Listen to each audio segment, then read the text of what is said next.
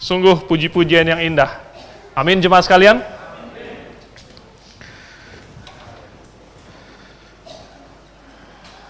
Setiap kali hari Minggu itu selalu saya nanti-nantikan karena adalah waktu di mana kita berkumpul, bernyanyi bersama-sama. Nah, terus terang tidak ada yang bisa menggantikan ini. Saya tidak bisa bayangkan kalau nanti tiba saatnya di mana kita tidak bisa berkumpul secara bebas. Mungkin itulah saatnya Tuhan Yesus datang. Ya, untuk yang remaja itu sudah ada kelas untuk remaja, itu boleh ikut dengan pembinanya. Dan bagi kita mau pada saat ini mempelajari firman Tuhan. Oleh sebab itu mari kita tundukkan kepala dalam doa dulu. Bapa di surga, kami mengucap syukur bahwa kami bisa hadir di tempat ini walaupun ada sedikit halangan dan dalam jumlah yang masih terbatas. Tetapi kesempatan seperti ini sungguh kami hargai Tuhan. Dan kami ingin memakainya dengan sebaik-baiknya untuk mempelajari firman-Mu. Baiklah, Roh Kudus memimpin kami semua yang hadir di sini maupun yang sedang menyaksikan secara live di rumah. Supaya kami sebagai satu jemaat bisa tetap bertumbuh dalam masa yang sulit ini. Kami berdoa dalam nama Tuhan Yesus. Amin. Jadi ini masa pandemi, virus corona. Kebetulan saya juga akan berbicara tentang corona. Bukan virusnya. Saya akan bicara tentang corona karena arti kata corona itu sebenarnya berasal dari bahasa Latin. Artinya adalah mahkota. Saya akan bicara tentang mahkota rohani, mahkota Kristen. Nah, ini sebenarnya dari dulu sudah di-request oleh jemaat, saya juga lupa. Ya. Dulu pernah saya khotbahkan, tapi cuma sebagian. Lalu waktu itu saya ingat saya ada janji, saya akan lanjutkan, tapi sudah bertahun-tahun belum pernah saya selesaikan. Akhirnya saya mau bayar hutang pada hari ini. Saya ingin mempelajari tentang corona, tentang mahkota. Saya yakin jemaat semua tahu bahwa Tuhan menyiapkan hadiah untuk kita. Hadiah yang luar biasa. Di dalam Yohanes pasal 14, Yesus berkata, "Aku pergi kepada Bapa dan aku menyiapkan suatu tempat bagimu." Luar biasa, kita akan dikasih tempat. Nanti kita akan dikasih suatu tubuh, kemuliaan tubuh yang baru, yang tidak akan sakit lagi, yang tidak akan mengalami kesulitan, yang bisa terbang, yang bisa tidak kelihatan, yang tidak perlu makan lagi, tidak ada kebutuhan jasmaniah lagi, tidak bisa merasakan kesakitan. Luar biasa sekali. Tuhan akan kasih kita kebahagiaan, dan ada banyak lagi hadiah-hadiah yang Tuhan siapkan bagi kita. Tetapi rasanya itu kan semua seperti seolah-olah satu yang standar. Ya. Semua orang yang masuk surga akan dikasih tempat kok. Semua orang yang masuk surga akan dikasih tubuh kemuliaan, akan bahagia. Padahal kalau kita membaca misalnya Matius pasal 5 ayat 19 misalnya, Tuhan Yesus mengatakan di situ bahwa ada tempat yang rendah dan ada tempat yang tinggi. Berarti tidak semuanya sama rata. Berarti kalau semuanya fasilitasnya standar, ya kan, semua dapat tempat, semua dapat tubuh, semua dapat kebahagiaan dan lain-lain. Ya, di mana perbedaannya, di mana tinggi rendahnya? Rupanya Alkitab juga mengatakan bahwa ada upah. Nah, upah ini adalah sesuai dengan apa yang pantas didapatkan pekerja. Betul kan? Jadi kalau Tuhan menyediakan fasilitas standar gitu, nah ada juga rupanya ekstranya, ya, yaitu adalah upah kita. Dan ini sesuatu yang sangat kita nanti-nantikan. Karena setiap kali udah tanggal tua gitu, semua orang udah menanti-nantikan kan. Wah, udah tanggal tua nih, pengen mendapatkan upah. Tentu, kalau kita secara rohani, tanggalnya sudah tua mungkin, ya, ini sudah mendekat dengan kedatangan Tuhan, dan kita sudah hidup baginya, maka kita juga menanti-nantikan upah kita. Saya tidak tahu bagaimana dengan Anda, tapi saya menanti-nantikan upah saya di surga. Jadi rupanya orang yang masuk surga ini, ya, itu akan mendapatkan upah. Coba kita buka Alkitab di dalam 1 Petrus pasal yang kelima. Saya membacakan ayat yang keempat bagi jemaat sekalian.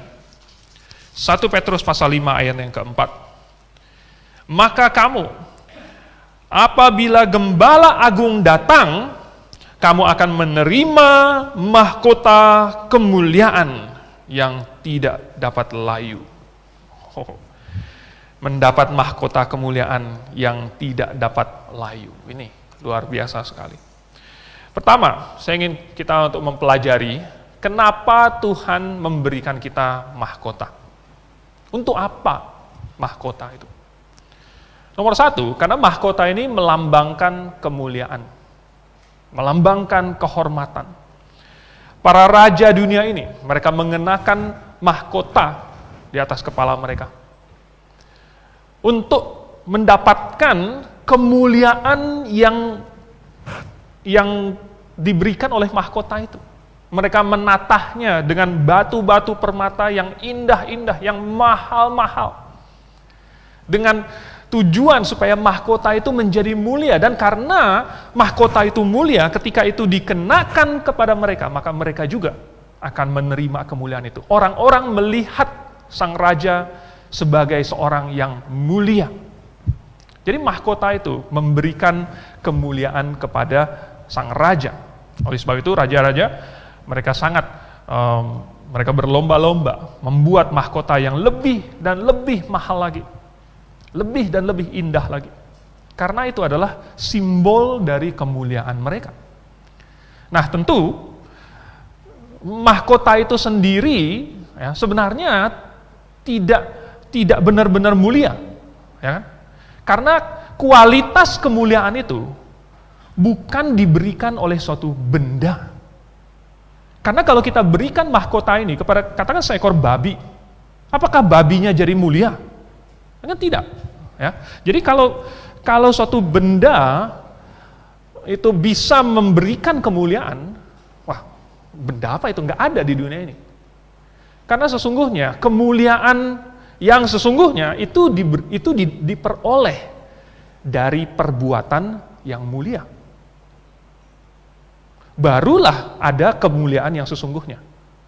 Seseorang yang melakukan perbuatan yang mulia tidak perlu ada mahkota di kepalanya, tidak perlu ada medali yang ditempel, ya. Tetapi dia sudah mulia karena dia melakukan suatu perbuatan yang mulia, seperti yang Tuhan Yesus lakukan. Kalau kita baca, katanya Tuhan Yesus diberikan kemuliaan dan hormat. Dari mana? Ibrani mengatakan Tuhan Yesus diberikan kemuliaan dan hormat karena dia menderita. Karena dia menjadi manusia. Lalu kemudian mengalami maut, mengalami penderitaan yang sesungguhnya tidak perlu dia lakukan. Dia tidak pantas menerima penderitaan itu. Tetapi dia rela dengan sukarela menanggung itu ganti kita. Dan itulah kemuliaannya. Penderitaan yang Tuhan alami harusnya merupakan penderitaan kita. Kematian yang Tuhan Yesus alami sebenarnya adalah kematian kita. Tetapi Tuhan Yesus mati, menderita, menggantikan kita. Supaya barang siapa yang percaya kepadanya dan yang bertobat dari dosanya tidak perlu lagi mengalami penderitaan itu. Karena sudah dialami oleh Tuhan Yesus. Oh, ini adalah mulia.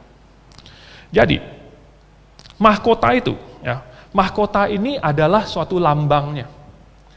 Tuhan Yesus melakukannya, dan kemudian dimahkotai dengan kemuliaan dan hormat, berdasarkan apa yang Yesus perbuat. Kita pun, sesungguhnya, kalau kita melakukan sesuatu, Tuhan Yesus sendiri sudah berkata, kalau kita menderita, maka kita juga akan dimuliakan bersama-sama dengan Dia. Makanya Paulus berkata di dalam 2 Korintus pasal yang keempat ayat yang ke-17. Penderitaan ringan yang sekarang ini mengerjakan buat kita kemuliaan yang kekal, yang tidak dapat dibandingkan dengan penderitaan yang ringan ini, yang sekarang ini.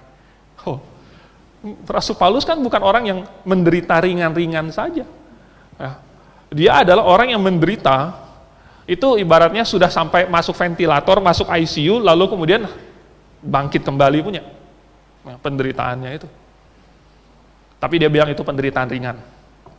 Mau dilempari batu, mau karam kapal, digigit ular, dan lain-lain, disesah, masuk penjara, itu masih penderitaan ringan. Tetapi, yang menjadikan Paulus lebih dan lebih bersemangat lagi adalah pengetahuan bahwa itu mengerjakan suatu kemuliaan baginya. Karena perbuatannya bagi Tuhan Yesus, karena perbuatannya yang mulia, maka dia akan menerima mahkota yang mulia juga. Lalu kemudian mahkota juga melambangkan kekuasaan. Jadi kekuasaan itu adalah yang diinginkan oleh raja-raja dunia.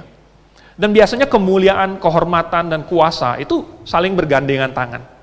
Ya. Orang yang dimuliakan itu orang tunduk kepada dia, maka dia berkuasa. Orang berkuasa, maka dia lebih mulia dibanding yang lain. Biasanya bergandengan tangan seperti itu. Ya. Jadi mahkota ini melambangkan kekuasaan. Kalau orang melihat, oh orang pakai mahkota, itu berarti dia adalah orang yang memiliki jabatan yang mulia dan jabatan yang berkuasa. Nah, Tuhan Yesus juga sudah menjanjikan bagi hamba yang baik dan setia, itu akan ikut memerintah bersama-sama dengan dia. Tidak ada malaikat yang dijanjikan hal yang sama, karena malaikat tidak dijadikan untuk menjadi penguasa atau menjadi yang memerintah. Malaikat dijadikan sebagai hamba yang melayani, dan ya kebetulan saja ada yang memberontak dan lalu menjadi iblis. Tetapi waktu Tuhan menciptakan manusia, diciptakan sesuai dengan gambar dan rupa Allah, dan diciptakan supaya bersekutu dengan Allah, supaya memiliki hubungan dengan Allah. Dan Tuhan sudah memiliki rencana bahwa manusia yang ia ciptakan ini, suatu saat akan ia angkat menjadi anaknya, dan akan memerintah bersama-sama dengan dia. Ini adalah rencana Tuhan buat kita. Jadi, kita nanti akan berkuasa, dan itu dilambangkan dengan mahkota. Nah, berikutnya kita akan melihat ada beberapa tipe mahkota yang disebutkan di dalam Alkitab. Tetapi kita mau tahu ini mahkota apa saja, dan mungkin kita mau tahu juga bagaimana caranya kita mendapatkannya. Nomor 1, namanya adalah mahkota kehidupan. Coba kita buka di dalam Yakobus pasal yang keempat. Yakobus pasal 1, Yakobus pasal 1 ayat yang ke-12. Saya akan bacakan. Berbahagialah orang yang bertahan dalam pencobaan, sebab apabila ia sudah tahan uji, ia akan menerima mahkota kehidupan yang dijanjikan Allah kepada barang siapa yang mengasihi dia. Lalu juga di dalam Wahyu pasal yang ketiga, Wahyu pasal yang kedua, Wahyu pasal yang kedua, saya bacakan ayat yang ke-10. Jangan takut terhadap apa yang harus engkau derita. Sesungguhnya, iblis akan melemparkan beberapa orang dari antaramu ke dalam penjara, supaya kamu dicobai, dan kamu akan beroleh kesusahan selama 10 hari. Hendaklah engkau setia sampai mati, dan aku akan mengaruniakan kepadamu mahkota kehidupan. Mahkota kehidupan. Nah, jangan kita salah paham, karena semua orang percaya itu pasti akan menerima kehidupan yang kekal. Ini sudah janji Tuhan. Jadi mahkota ini tampaknya adalah sesuatu yang mungkin ekstra, ya. Karena kita tanpa mahkota kehidupan ini pun sudah akan hidup kekal, tetapi rupanya ada suatu mahkota yang dinamakan mahkota kehidupan, yang merupakan hadiah ekstra. Untuk apa? Kalau yang kita baca ini, tampaknya ini diberikan kepada orang-orang yang bertahan di dalam pencobaan, di dalam penderitaan atau penganiayaan. Jadi, Seperti yang di dalam Wahyu pasal 2 ini ada jemaat di Smyrna, mereka mengalami pencobaan. Mereka dianiaya, mungkin ditekan, mungkin mau dihancurkan oleh iblis. Tetapi Tuhan Yesus menasihatkan setia sampai mati. Setia sampai mati. Maka akan dikaruniakan mahkota kehidupan. Juga di dalam Yakobus yang pasal 1 itu. Barang siapa yang setia, barang siapa yang bertahan, maka dia akan mendapatkan mahkota kehidupan. Nah, tidak heran bahwa orang harus bertahan untuk mendapatkan mahkota kehidupan ini. Di dalam Matius pasal yang ke-16, kalau Anda baca di situ Tuhan ada menyebutkan perumpamaan, ya, ada orang yang bodoh. Di ayat yang ke-35, Tuhan Yesus memberikan suatu pernyataan bahwa barang siapa yang hendak menyelamatkan nyawanya, justru akan kehilangan nyawanya. Wow.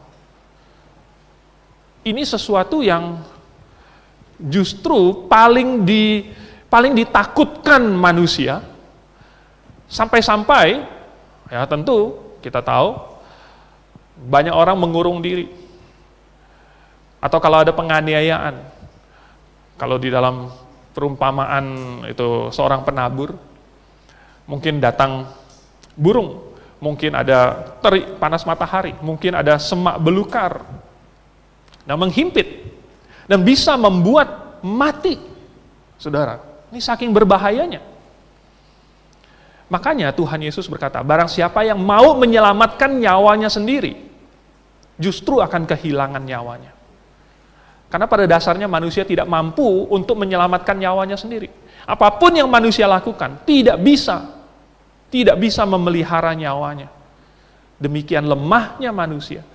Kita bisa saja mati karena kecelakaan, kita bisa saja mati karena sakit penyakit, kita bisa mati karena banyak hal.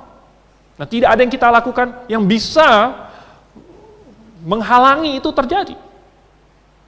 Itu bisa terjadi kapan saja. Tetapi Tuhan kemudian menyebutkan sesuatu yang kontraintuitif.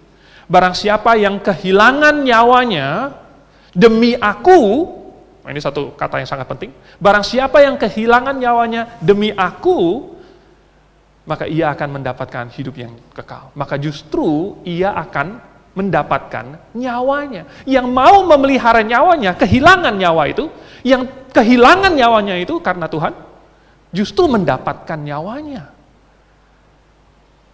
Nah, ini yang Tuhan kasih tahu kepada kita. Kita memang nanti akan mendapatkan hidup yang kekal. Tetapi di dalam perjalanan dunia ini, kita yang mengalami banyak cobaan dan penderitaan dan penganiayaan, harus bertahan dulu. Dan apabila kita bertahan, apabila kita setia sampai mati, maka kita akan mendapatkan mahkota kehidupan itu.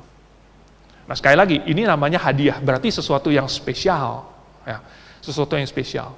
Nah, biasanya prajurit itu dia kebanyakan mendapatkan medali atau penghargaan. Kalau ada apa? Kalau ada perang kan? Kalau masa damai itu nggak ada. Mau palingan cuma naik pangkat. Naik pangkat itu hanya berdasarkan apa? Berdasarkan waktu. 4 tahun atau berapa tahun naik pangkat lagi. Suatu saat nanti akan sampai pangkat yang tinggi. Tetapi kalau di dalam masa peperangan, maka ada kesempatan untuk berkontribusi, untuk melakukan merit, bukan merit menikah, tetapi merit melakukan suatu jasa, ya, melakukan suatu jasa. Jadi jasa inilah yang nanti akan dihargai oleh negara. Dan Tuhan juga menghargai apabila kita mengalami pencobaan. Kalau kita hanya mengalami hidup yang biasa mulus-mulus saja, saudara, memang sih kelihatannya baik, enak, tetapi sampai pada ujung dari hidup itu tidak ada penghargaan. Karena tidak mengalami pencobaan, tidak ada peperangan, tidak ada pencobaan yang harus dikalahkan, ya tidak ada mahkota. Jadi saudara, di dalam Yakobus pasal 1 ini, dikatakan bahwa ini diberikan kepada barang siapa yang mengasihi dia. Maksudnya apa? Kenapa ini diberikan kepada yang mengasihi Tuhan? Ya. Jadi ini kita harus mengerti bahwa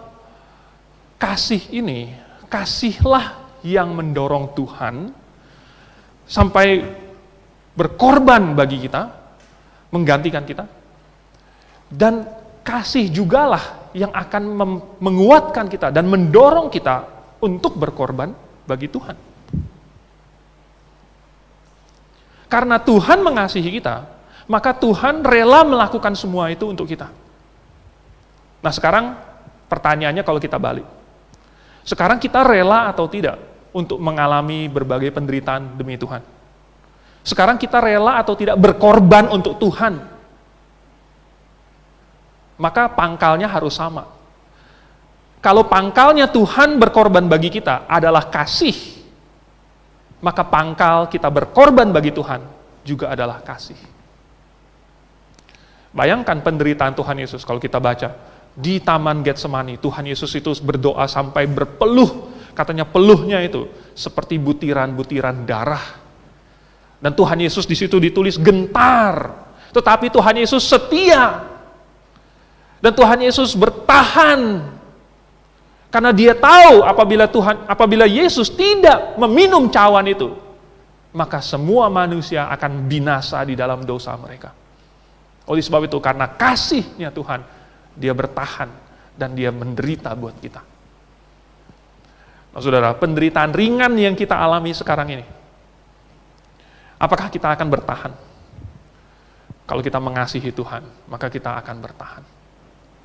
Oke, itu mahkota kehidupan. Masih ada mahkota yang lain, banyak, jadi kita masih cepat. Yang kedua adalah mahkota yang namanya mahkota kebenaran. Coba kita buka di dalam 2 Timotius, pasal yang keempat. 2 Timotius pasal yang keempat, saya akan bacakan ayat yang ke-8. 2 Timotius pasal 8, mengenai diriku, itu 6. Sekarang telah tersedia bagiku mahkota kebenaran yang akan dikaruniakan kepadaku oleh Tuhan Hakim yang adil pada harinya. Tetapi bukan hanya kepadaku, melainkan juga kepada semua orang yang merindukan kedatangannya. Ya, ini namanya mahkota kebenaran. Dan katanya diberikan kepada mereka yang merindukan kedatangannya. Ya. Kepada mereka yang ingin hidup lebih dekat kepada Tuhan. Kepada mereka yang rindu, yang hidupnya itu ingin bersama-sama dengan Tuhan. Yang sehari-harinya itu bukan hanya terucap Maranatha. Nah, kalau dia akan atat biasanya, nggak tahu hari ini ada nggak ya, Maranatha gitu kan. Tapi bukan yang membalas Maranatha itu yang namanya yang akan mendapatkan mahkota kehidupan, ya kan? Anda tahu arti Maranatha? Maranatha artinya Tuhan datanglah segera. Bukan yang mengucapkan, yang membalas Maranatha gitu, yang akan mendapat mahkota kebenaran, bukan. Tetapi kita harus melihat, kita mempertimbangkan apa yang Paulus rasakan ketika dia sedang menulis ini, ya. Kalau Anda baca dari ayat yang ke-6-nya, ini Paulus berkata bahwa dia ini sebentar lagi mati. Sebentar lagi darahnya akan dicurahkan. Dia akan dieksekusi oleh Emperor Romawi. Dan dia sudah mengakhiri pertandingan yang baik. Dan sekaranglah saatnya. Ya, ini surat terakhir dia. Lalu perasaan Rasul Paulus bagaimana? Perasaannya itu mungkin inilah saatnya saya sudah rindu sekali akan bertemu dengan Tuhan. Bayangkan, Paulus menuliskan, saya sudah mengakhiri pertandingan yang baik. Sebentar lagi saya akan dieksekusi. Saya mau segera ketemu dengan Tuhan Yesus, Juru Selamat saya. Betapa kerinduan yang ada di dalam hati Paulus waktu itu. Makanya dia tuliskan, barang siapa yang merindukan kedatangannya. Dan bagi kita, kalau kita hari ini merindukan kedatangannya, maka kita harus juga mengerti apa yang dirasakan Paulus waktu itu. Apa yang dirasakan Paulus. Kalau hari ini kita juga merindukan kedatangan Tuhan. Itu artinya kita selama ini sudah melakukan sesuatu untuk Tuhan. Berarti kita sudah mengasihi Tuhan. Nah ini biasanya akan terjadi apabila kita mengisi hari-hari kita dengan hal-hal yang kita lakukan untuk Tuhan. maka kita akan merindukan orang tersebut. Biasanya ini dirasakan oleh pasangan yang long distance. Ya, jadi karena terpisah jarak ada rasa rindu. Nah, biasanya rindu itu akan semakin rindu kalau kedua belah pihak itu saling melakukan hal yang baik untuk pasangannya. Ya. Kalau misalnya tidak melakukan apa-apa, chatting juga mungkin hanya 1 kali sehari, atau mungkin 3 kali sehari, karena makan kan 3 kali ya. Jadi pas makan chatting, gitu ya, pas makan chatting. Sayang, aku makan ya, terus udah gitu kan. Tuhan, makasih atas makanannya, chatting sama Tuhan. Nggak tahu WhatsApp-nya itu kodenya apa, pokoknya chatting sama Tuhan, gitu kan. Cuma 3 kali sehari, bagaimana bisa rindu sama Tuhan? Kalau hanya, ya cuman lihat-lihat, tapi nggak melakukan apa-apa, nanti lama-lama, yang tadinya api membara itu justru akan mendingin, ya, tidak akan membara lagi, tidak akan merindukan lagi. Oleh sebab itu, maka diperlukan apa? Melakukan sesuatu. Dan ini bisa Anda coba juga. Tidak harus Anda long distance untuk merasakan ini. Kalau Anda melakukan suatu kebaikan, menyiapkan surprise, Anda membelikan hadiah, Anda melakukan sesuatu yang baik kepada pasangan Anda, kepada seorang yang Anda kasihi lah, nggak harus pasangan. Kepada orang yang Anda kasihi, maka Anda akan teringat terus kepada dia. Anda akan sukacita. Mungkin tidak ada alasan apa-apa, hanya sukacita saja karena telah melakukan sesuatu yang baik. Karena Anda memiliki kasih. Dan Anda akan rindu kepada orang itu. Nah, jadi, makanya Paulus tulis, mahkota kebenaran ini akan diberikan kepada orang yang rindu akan kedatangannya. Karena orang yang rindu akan kedatangannya, itu adalah orang yang akan berbuat sesuatu untuk Tuhan. Adalah seseorang yang memikirkan Tuhan terus. Yang prioritasnya hal-hal yang rohaniah, karena dia rindu kepada hal-hal yang rohani, hal-hal Tuhannya. Maka dia akan mendapatkan mahkota kebenaran. Lalu kemudian ada mahkota yang lain lagi, namanya mahkota kemuliaan. Coba buka di dalam 1 Petrus pasal yang 5 ayat yang ketiga tadi. Ayat yang keempat, sorry. Tadi sudah kita baca.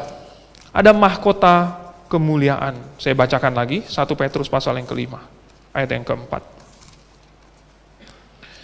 Ya, maka kamu apabila gembala agung datang, kamu akan menerima mahkota kemuliaan yang tidak dapat layu.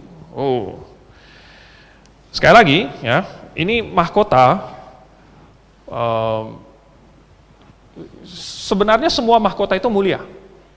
Ya, jadi belum tentu namanya itu harus mahkota kemuliaan. Seolah-olah cuma mahkota kemuliaan ini yang mulia. Semua mahkota yang lain mulia. Mahkota kehidupan itu mulia, mahkota kebenaran juga mulia, mahkota kemuliaan juga mulia, gitu ya. Tetapi mungkin ini namanya mahkota kemuliaan karena ini diberikan kepada siapa, gitu ya. Jadi kalau kita lihat konteksnya, mulai dari ayat yang pertama di 1 Petrus pasal 5 itu, Petrus sedang menuliskan ini kepada sesama penilik jemaat, sesama gembala, penatua jemaat.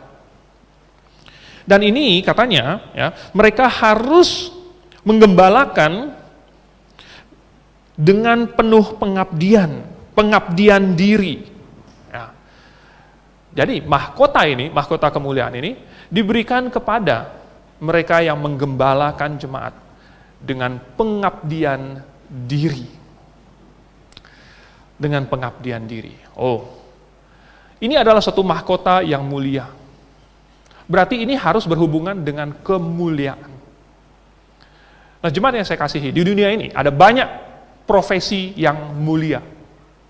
Ya, misalnya profesi guru mulia. Ya, kenapa? Ya karena guru itu mengajar. Dan pengetahuan yang diajarkan oleh guru ini menjadi landasan bagi anak itu. Tanpa landasan ini, tidak ada manusia yang bisa sukses. Tidak ada manusia yang bisa berhasil. Harus ada landasan pengetahuan. Oleh sebab itu guru ini penting sekali. Kemudian Ya kenapa guru dibilang mulia? Ya. Kenapa dia adalah pahlawan tanpa tanda jasa? Seandainya sistemnya dibikin seperti bertingkat gitu ya. Jadi gurunya mengajar kepada muridnya, lalu kemudian penghasilan muridnya itu sekian persen dikasih ke gurunya. Kan ada sistem seperti itu ya. Hari ini banyak. Ada upline, punya downline, kemudian downline-nya menghasilkan sebagiannya itu harus diberikan kepada upline-nya. Kenapa? Karena upline-nya yang membimbing, upline-nya yang membantu, dan lain sebagainya. Maka wajar kalau downline memberikan sebagian, sepersentase sekian kepada upline-nya. Tetapi siapa di sini yang kasih pendapatannya kepada gurunya? Ada nggak? Nggak ada kan? Makanya dikatakan pahlawan tanpa tanda jasa dalam bentuk apa gitu. Makanya mulia, tanpa pamrih. Nggak usah dibayar, ya dikasih gaji oleh sekolah sih, tetapi tidak ada seperti itu. Ya. Lalu apalagi yang mulia? Misalnya pemadam kebakaran. Saya punya paman di Pontianak yang dulu adalah anggota dari sukarelawan pemadam kebakaran. Pemadam kebakaran itu sebenarnya adalah profesi yang mulia sekali. Mereka menolong orang dengan menaruh diri mereka di dalam bahaya maut loh, demi menyelamatkan nyawa orang lain. Ya, tentu ada risiko yang besar sekali, tetapi mereka melakukannya. Ini suatu pekerjaan yang mulia. Apalagi misalnya ibu rumah tangga, profesi yang dipandang mungkin sebelah mata. Cuman ibu rumah tangga. Mungkin isi profesinya ibu rumah tangga. Tetapi ini penting sekali. Karena ibu rumah tangga ini membesarkan anak, memelihara keluarga, dan lain sebagainya. Perannya luar biasa penting. Kalau anaknya berhasil, itu adalah karena ibunya, karena bapaknya, orang tuanya. Ini profesi yang tidak bisa dipandang sebelah mata. Dulu dokter mulia sekali. Karena dianggap ini membantu orang dengan tulus. Tentu sekarang sudah banyak dokter yang membantu orang demi uang, tetapi itu tidak mengurangi bahwa membantu orang itu adalah suatu kemuliaan, adalah suatu pekerjaan yang mulia. Jadi di dunia ini ada banyak pekerjaan yang mulia, profesi yang mulia, tetapi seorang gembala itu adalah semua itu sekaligus. Dia adalah pemadam kebakaran yang memadamkan api, yang menyelamatkan orang dari api. Dia adalah guru, dia adalah ibu, dia adalah dokter, dia adalah semua itu. Seorang gembala. Makanya di dalam 1 Timotius pasal 3 ayat yang ke-1, Paulus berkata, barang siapa yang menghendaki jabatan seorang penilik, menghendaki pekerjaan yang indah, ada kemuliaannya, saudara.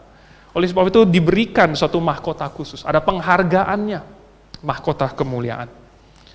Kemudian yang keempat, ada juga mahkota yang namanya mahkota kemegahan.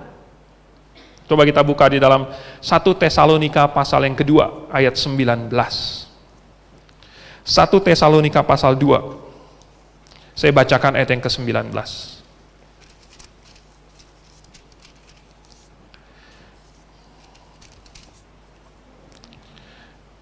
Sebab siapakah pengharapan kami atau sukacita kami atau mahkota kemegahan kami di hadapan Yesus Tuhan kita pada waktu kedatangannya kalau bukan kamu. Oke, coba lihat lagi di dalam Filipi pasal 4. Hampir tidak sampai. Filipi pasal yang keempat, ayat yang pertama. Karena itu saudara-saudara yang kukasihi dan yang kurindukan, sukacitaku dan mahkotaku. Ya. Jadi ini ada mahkota kemegahan di 1 Tesalonika pasal 2. Sebenarnya sama kayak tadi. Bukan berarti mahkota yang lain kurang megah. Ya. Semua mahkota megah, semua mahkota mulia. Tetapi ini disebut mahkota kemegahan Ya mungkin hanya sebagai suatu deskripsi bahwa ini adalah kemegahan. Lagi pula kalau kita baca di dalam Filipi pasal 1, 1 Tesalonika pasal 2 ayat 19, mahkota kemegahan ini sepertinya adalah orang. Orang yang diselamatkan oleh pemberitaan Injil Paulus. Dan Paulus menganggap mereka adalah mahkotanya, mereka adalah kemegahannya, mereka adalah sukacitanya. Nah kita tahu kalau orang itu nggak bisa dianyam menjadi mahkota. Jadi kemungkinan yang dimaksud oleh Paulus di sini, mahkota kemegahan ini adalah suatu kemegahan yang berasal dari menyelamatkan orang, memberitakan Injil, menjadi saksi. Belum tentu harus ada satu mahkota yang tulisannya mahkota kemegahan, itu belum tentu. Tetapi tetap ada suatu kemegahan. Kalau kita bandingkan di dalam Daniel pasal yang ke-12. Daniel pasal yang ke-12. Ayat yang ketiga, ya, di situ dikatakan apa? Dan orang-orang bijaksana akan bercahaya seperti cahaya cakrawala, dan yang telah menuntun banyak orang kepada kebenaran, seperti bintang-bintang tetap untuk selama-lamanya. Jadi bintang ini Tuhan ciptakan bersama-sama dengan bumi, ya. Ada matahari, ada bulan, ada bintang. Dan bintang ini Tuhan ciptakan dengan sedemikian rupa, menjadi suatu kemegahan. Kalau kita mengambil suatu teleskop, atau mungkin sebelum kita pakai teleskop, kita lihat saja bintang pada waktu malam hari. Jangan di Jakarta. Di Jakarta Anda nggak melihat apa-apa. Tapi kalau Anda misalnya pergi ke RBC, dulu saya suka waktu ke RBC itu, ya, malam-malam saya lihat bintang. Saya cari di mana ada Southern Cross, ya, dan nggak ketemu karena Southern Cross ada di bagian belahan bumi selatan. Tapi saya bisa lihat ada Northern, ada Polaris. Saya bisa melihat konstelasi-konstelasi bintang. Kalau saya melihat langit yang Tuhan ciptakan dan bintang yang Tuhan taburkan, itu saja sudah kagum betapa indahnya. Tapi kalau kita ambil teleskop lagi, tahun sekian 2016 atau 2000 sekian, kami sekeluarga bersama dengan Pak Soento, Pak Steven, kami pergi ke Bandung. Dan ada suatu observatori di situ, ya, Boscha Observatory, itu melihat bintang-bintang. Nah, kami masuk ke satu teater di situ menceritakan tentang tata surya, tentang alam semesta. Lalu kalau kita zoom out dari bumi yang tadinya gede banget, tapi kita zoom out sampai buminya kecil, maka kita akan melihat bulan. Kita zoom out lagi, kita akan melihat tata surya, bagian dalam. Ya, ada mataharinya, ada Merkurius, ada Venus, ada bumi, ada Mars. Kalau kita zoom out lagi, dan zoom out itu jauh sekali, kita akan melihat tata surya secara keseluruhan. Ada Jupiter, Uranus, Neptunus, ya, Pluto. Dan itu baru sekecil-kecil butir pasir, karena kalau kita zoom out lagi, ya, zoom out lagi dan zoom out lagi, ada galaksi Bima Sakti, ada klaster galaksi, ada sektor galaksi, dan semua bintang-bintang itu tidak bisa dihitung, dan kita sampai sekarang belum melihat di mana pinggiran alam semesta ini. Dan Tuhan menciptakan bintang-bintang itu, dan itu menjadi kemegahan ciptaan Tuhan, kemegahan dari langit yang Tuhan ciptakan untuk menjadi alas kepalanya. Jemaat yang saya kasihi, Tuhan menciptakan bintang sebagai sesuatu yang megah. Dan secara insidental, sebenarnya bintang itu, kalau pada waktu gerhana matahari, maka yang terlihat dari matahari itu adalah apa? Korona. Ya, semua matahari itu punya korona. Korona itu adalah, tadi apa lagi? Mahkota. Ya. Jadi korona dari matahari itu kelihatan. Dan itu sesuatu yang indah sekali. Tuhan menciptakannya demikian.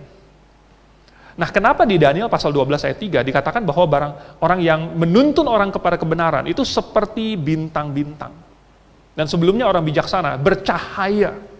Nah, bintang bercahaya ini beda dengan misalnya bulan, ya. Karena bulan hanya memantulkan cahaya dari matahari, tetapi bintang dia bercahaya dari dirinya sendiri. Dia ada pembakaran dirinya, ada suatu reaksi, mungkin nuklir, yang menghasilkan cahaya, menghasilkan panas. Sehingga barang siapa yang memiliki cahaya itu, yaitu Yesus di dalam hatinya, dia akan memancarkan terang Yesus, memancarkan Yesus, sehingga barang siapa yang melihat dia, seolah-olah melihat Tuhan Yesus. Makanya, barang siapa yang menjadi saksi Kristus, yang bercahaya, sampai menuntun orang lain kepada kebenaran, kepada terang itu, maka Tuhan mendeskripsikan dia seperti bintang. Orang menavigasi, memakai bintang sebagai patokan. Orang menggunakan bintang untuk menentukan waktu, bulan, musim, tahun. Karena orang-orang yang menjadi saksi inilah yang menjadi tiang penopang. Sehingga orang yang mau mencari kebenaran, ketemu dengan kebenaran itu. Saudara, Tuhan memberikan mahkota kemegahan ini adalah untuk orang-orang yang ada ambil bagiannya. Apakah kita juga mau merebutnya, mahkota ini? Yang terakhir, namanya adalah mahkota yang abadi. Coba kita buka di dalam 1 Korintus pasal 9. Saya akan bacakan ayat ke-25. 1 Korintus pasal yang ke-9.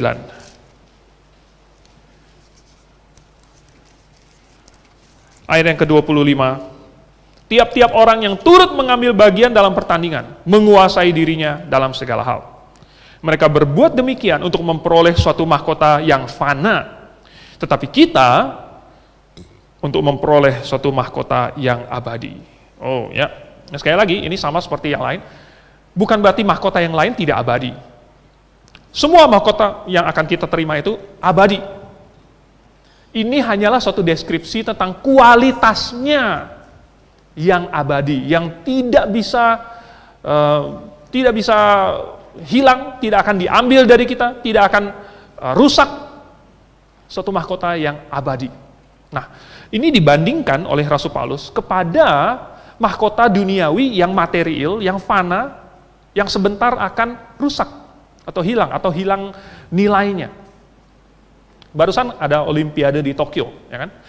Saya yakin banyak yang mengikuti. Saya sendiri ada ikutin, ya, beberapa cabang olahraga yang saya suka, misalnya badminton. Dan ramai netizen membicarakan hadiah yang diterima oleh para pemenang medali. Wah, dapat hadiah cash, dapat hadiah tanah, dapat hadiah bonus ini, bonus itu, rumah, dan lain sebagainya. Wah, enak banget ya. Dan kebanyakan orang merasa bahwa para pemenang medali itu, para atlet itu, pantas mendapatkan hadiah-hadiah tersebut. Kenapa? Karena rupanya jalan menuju puncak itu sama sekali tidak gampang. Untuk mencapai level dunia, menang di Olimpiade. Ya, jangankan emas, dapat perunggu saja sudah bangganya minta ampun. Dulu Indonesia lama tidak pernah dapat emas di Olimpiade. Lama tidak pernah dapat emas, sampai akhirnya seorang pebulu tangkis putri mendapatkan emas pertama Indonesia. Waduh, Indonesia kayak udah menang Piala Dunia aja, udah menang seluruh Olimpiadenya gitu, padahal baru dapat 1 emas saja. Akhirnya senantiasa waktu itu kita mengharapkan setiap kali Olimpiade harus dapat emas, harus dapat emas. Jadi hadiah itu, wow, katanya susah sekali untuk menang di Olimpiade. Itu susahnya minta ampun. Ada orang yang punya rekor, dia dapat 8 medali emas di dalam 1 Olimpiade. Michael Phelps, di cabang olahraga renang. Dia mengikuti beberapa nomor cabang. Dan dielu-elukan, ini legenda, tidak ada orang lagi yang bisa dapat jumlah medali emas sebanyak dia dalam 1 Olimpiade dan lain sebagainya. Oh, Tetapi, bagaimana cara dia berlatih? Apa porsi latihan dia setiap hari? Dia harus bangun pagi-pagi, dia harus berenang sekian kilometer pagi harinya, kemudian istirahat, kemudian sorenya berenang sekian kilometer lagi, setiap hari, saudara, setiap hari. Dan dia lakukan itu 4 tahun, supaya nanti pada Olimpiade dia akan menang. Siapa di sini yang tahan setiap hari, berenang 2 kali masing-masing sekian kilometer, selama 4 tahun? Betapa disiplin yang dibutuhkan, pengorbanan yang dibutuhkan. Nggak boleh pergi keluar bersama teman-teman, karena nanti ada latihan. Nggak boleh pergi makan-makan, karena ada dietnya diatur. Tidak bisa bersenang-senang. Banyak sekali pengorbanan yang harus dia lakukan demi mendapatkan medali emas. Yang kata Paulus, fana. Kata Paulus itu fana. Tetapi mereka telah berusaha sedemikian rupa. Mereka menguasai tubuhnya. Mereka menekuni profesinya, cabang olahraganya. Kita ada di dalam perlombaan cabang rohani. Cabang kita cabang rohani, saudara. Dan Tuhan mau kita berlari sedemikian rupa. Berlari dan menguasai tubuh kita. Nah, berbicara tentang tubuh, Tuhan mengatakan bahwa jemaat ini adalah tubuhnya. Kalau kita bayangkan seorang atlet lari ya, wow, dia harus berlari sedemikian rupa, katakanlah sprint 100 meter. Kakinya harus berlari sekencang-kencangnya, tangannya nggak bisa diam. Kalau tangannya cuma begini, kakinya mau secepat apapun dia akan jatuh pasti, terjerembab. Matanya harus memandang lurus ke depan. Seluruh badannya, seluruh otot-otot, tulang rangkanya, sarafnya berfungsi dengan begitu kompak, menghasilkan kecepatan lari yang tertinggi. Menang. Saudara, kita di sini semuanya adalah anggota-anggota tubuh ini. Dan Grave mau lari sekencang-kencangnya. Tuhan kasih program kepada Grave untuk menjadi tiang penopang dan dasar kebenaran. Pertama-tama di Sunter, di Jakarta. Tetapi kemudian juga sampai ke seluruh Indonesia. Nah, saya tidak tahu kapan, tetapi mungkin nanti juga untuk dunia. Mulai dari sini, Grave mau berlari sekencang-kencangnya. Apakah yang Anda lakukan? Anda bagian kaki, Anda bagian tangan, Anda bagian mata, bagian telinga, bagian manapun, harus turut bersama-sama berlari, membuat tubuh ini ikut berlomba, dan nanti akhirnya maka kita akan menerima mahkota itu, mahkota yang abadi itu. Kita tidak tahu nama mahkota itu. Mungkin ada suatu nama yang begitu ajaib sehingga tidak bisa dituliskan. Kalaupun dituliskan kita nggak ngerti nama dari mahkota itu. Tetapi yang jelas mahkota ini diberikan kepada orang-orang yang telah ikut perlombaan dengan baik. Saudara, seperti atlet Olimpiade, mereka berfokus kepada cabang olahraga mereka. Kita pun hari ini berfokus kepada cabang rohani kita. Nah, semua mahkota itu adalah hadiah. Hadiah. Dan hadiah ini adalah sesuatu yang kita sukai. Betul? Kalau sesuatu yang tidak kita sukai, kita nggak mau itu jadi hadiah. Kita nggak akan menyebutnya sebagai hadiah. Jadi kadang-kadang ada orang yang bertanya-tanya, kok hadiahnya nggak ada ini ya, nggak ada misalnya kalau atlet bulu tangkis saja dapat 5 miliar kan gitu kan. Di mana nih hadiahnya nih? Saya udah melayani Tuhan, kok nggak ada hadiahnya? Mau hadiah dong Tuhan. Misalnya seperti itu. Nah, ada suatu ketika beberapa entah setahun 2 tahun yang lalu saya pernah menjawab pertanyaan di internet.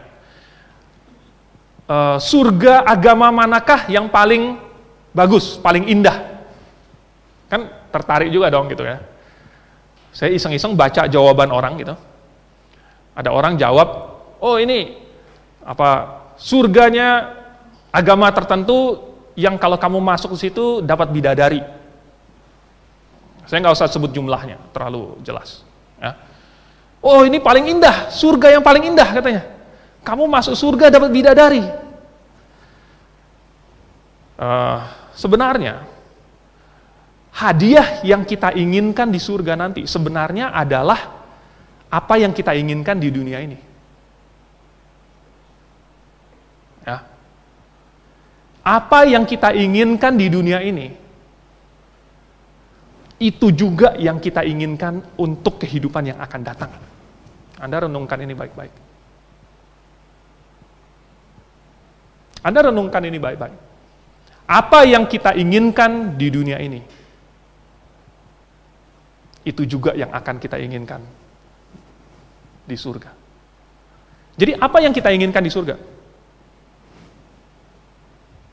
Ada yang menginginkan itu, bidadari.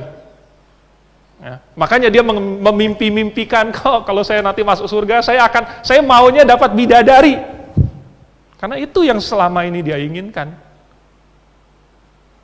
Tapi apa yang kita inginkan? Saudara, kalau manusia yang material, manusia yang duniawi, dia menginginkan hal-hal yang duniawi. Kalau dia masuk surga, dia bakal kecewa. Kalau dia masuk surga, dia akan kecewa karena dia nggak ketemu hal-hal yang dia inginkan karena dia adalah manusia material. Dia manusia duniawi. Dia masuk surga ketemunya semua hal apa? Materialnya jadi jalanan, emas, ya kan? Emas nih naik harganya. Dia pikir, wah di surga nih ada banyak emas nih, tapi nggak bisa diambil karena itu jalanan. Nggak boleh kamu ambil jalanan di surga nanti. Di kota Yerusalem Kudus itu, nggak boleh. Kamu lihat mutiara yang indah, oh saya mau, nggak bisa, itu pintu gerbangnya. Kamu lihat permata, nggak boleh kamu ambil, itu dasarnya. Jadi kalau manusia yang duniawi masuk surga, kecewa dia. Tetapi manusia yang rohani, kalau dia masuk surga, bahagianya. Karena apa yang dia sukai, hal-hal yang rohani, itu yang akan dia temukan di surga nanti. Makanya Tuhan berjanji akan kasih hadiah kepada siapa? Tuhan apakah akan kasih hadiah kepada manusia duniawi? Enggak kan? Tuhan berjanji akan kasih hadiah kepada manusia yang rohani. Maka demikian juga hadiah yang Tuhan kasih akan bersifat rohani. Jadi kalau kita hari ini hanya meminta kepada Tuhan yang sifatnya duniawi, sangat tidak pantas. Maka Tuhan akan geleng-geleng kepala. Oh, kamu maunya hadiah duniawi. Oke, berarti kamu cuma mau hadiah di dunia ini saja. Padahal saya mau kasih kamu hadiah di surga nanti. Seandainya kamu mencintai hal-hal rohani di dunia ini, maka nanti di dunia yang akan datang, dunia yang rohani, kamu akan menerima hadiah rohani yang kamu begitu rindukan di dunia ini. Tapi kalau kamu merindukan hadiah yang duniawi, maka nanti di dunia yang akan datang, kamu nggak akan terima apa-apa. Maka kita hanya akan sampai ke sana, tapi tidak dapat mahkota. Di dalam 1 Korintus pasal yang ketiga, ayat yang ke-15, dan ayat-ayat sebelumnya, Paulus tulis, setiap orang harus membangun di atas dasar, di atas batu karang, yaitu Tuhan Yesus. Tetapi ada yang membangun pekerjaannya itu pakai ranting, pakai jerami, pakai kayu kering. Nanti itu akan habis terbakar oleh api yang menguji pekerjaan-pekerjaan kita.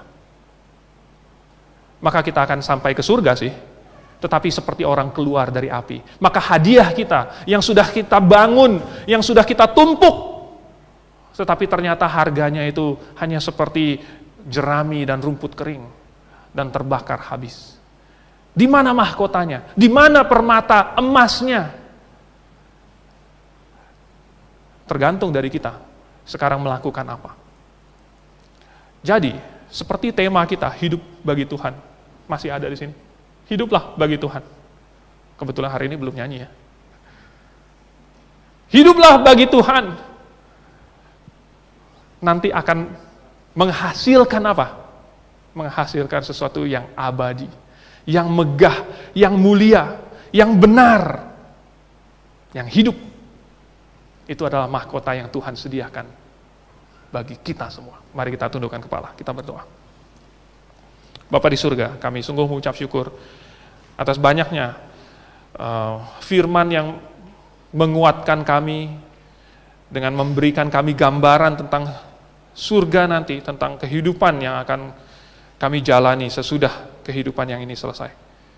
Dan itu akan memberikan kami suatu titik untuk kami fokuskan, untuk kami rindukan.